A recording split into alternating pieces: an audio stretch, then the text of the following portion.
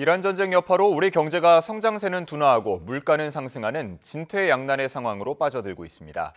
고현철 경제부총리는 공급망 충격 등 먹구름이 가득하다면서 정부는 긴장의 끈을 놓지 않고 철저히 대응해 나가겠다고 밝혔습니다. 보도에 오인석 기자입니다.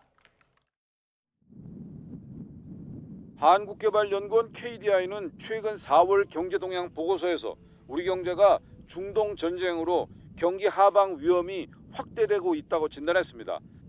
3월 들어 중동 전쟁에 따른 국제 유가 급등과 글로벌 공급망 불안으로 기업 심리지수와 소비자 심리지수가 하락했다고 평가했습니다. 한국은행은 이란 전쟁 이후 에너지 가격 상승과 공급 차질 등의 영향으로 올해 성장률이 지난 2월 전망했던 2%보다 아래로 떨어질 것으로 예상했습니다. 앞서 경제협력개발기구 OECD는 올해 한국의 성장률 전망치를 석 달 만에 0.4%포인트나 대폭 낮추며 1.7%가 될 것으로 예측했습니다. 천둥이 멈췄지만 아직 먹구름은 가득한 상황이라고 해야 할 것 같습니다. 정부는 긴장의 끈을 놓지 않고 철저하게 대처해 나가겠습니다. 3월 소비자 물가는 2.2%로 소폭 상승에 그쳤지만 이는 석유 최고 가격제 등 정부의 물가 안정 대책 영향으로 분석됩니다.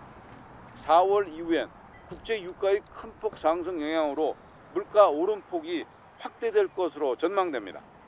가파른 에너지 가격 상승세가 물가 우려의 핵심 배경입니다. 호르무즈 해협 봉쇄로 브렌트유는 3월 중 60% 이상 급등해 배럴당 $100를 훌쩍 넘겼고 미국과 이란이 휴전에 합의하고 종전 협상을 개시한 현 시점에도 유가는 평상시보다 50% 가까이 높은 수준으로 유지되고 있습니다. OECD와 아시아개발은행 등 국제기구와 투자은행들은 올해 한국 물가가 더 오를 것으로 예측했습니다. 금년 소비자 물가 상승률은 지난 2월 전망치 2.2%를 상당폭 상회할 것으로 전망되며 근원 물가 상승률도 지난 전망치 2.1%보다 다소 높아질 것으로 예상됩니다. 이란 전쟁이 물가와 성장에 크게 영향을 미치면서 정부는 공급망과 물가 주요 품목을 집중 관리하고 경기 회복의 불씨를 꺼뜨리지 않도록 추경을 통해 26조 원 규모의 신속한 재정 지원에 나서겠다고 밝혔습니다. YTN 오인석입니다.